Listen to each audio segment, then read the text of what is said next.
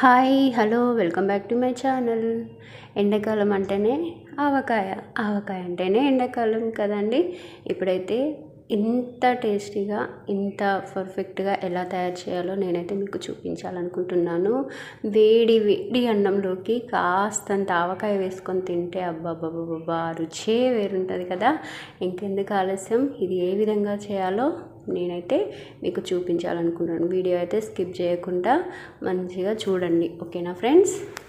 Okay, video start చేద్దాం. ఇప్పుడైతే నేను పల్లి నూనె తీసుకున్నానండి. ఫస్ట్ నేను ఆవాలు, జీలకర్ర, మెంతులు వేయించి పెట్టుకొని తర్వాత నేను పక్కన ఉంచుకున్నాను.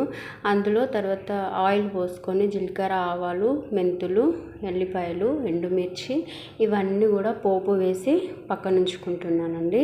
ఇవి చల్లారేలోపు ఆ మిశ్రమం మనం ఏవైతే వేయించి పెట్టుకొని పొడి చేసుకున్నామో అవి కూడా మనము ఆవకాయల్లో కలుపుకోవడానికి నేను ఇవి ఫస్ట్గా తయారు చేసి పెట్టుకున్నానండి. చూడండి, నేను మీకు చూపిస్తున్నాను ఇందులో ఏమేమి కలపాలో.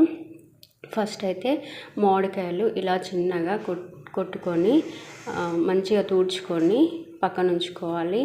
ఒక క్లాత్ తీసుకొని దాంట్లో ఏదైనా డస్ట్ అదేదైనా ఉంటే తీసేసి మంచిగా తీసి పక్కన ఉంచుకొని ఆ తర్వాత ఇందులోకి జీలకర్ర, మెంతుల పొడి వేసుకున్నాను, ఆవ పొడి కూడా వేసుకున్నాను. అదేవిధంగా ఎల్లిపాయ కాస్త కచ్చపక్క దంచి వేసుకున్నాను. మన రుచికి తగినంత కారము అలాగే ఉప్పు కూడా వేసుకుంటున్నానండి.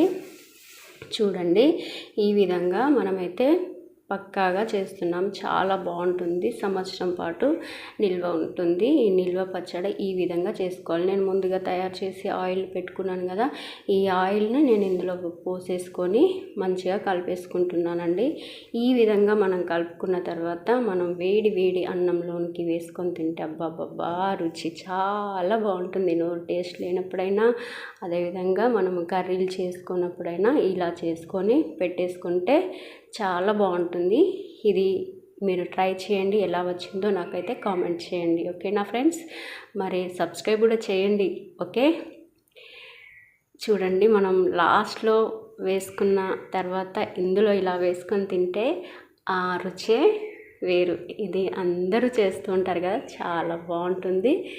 ట్రై చేసి చూడండి, ఓకేనా ఫ్రెండ్స్? బాయ్.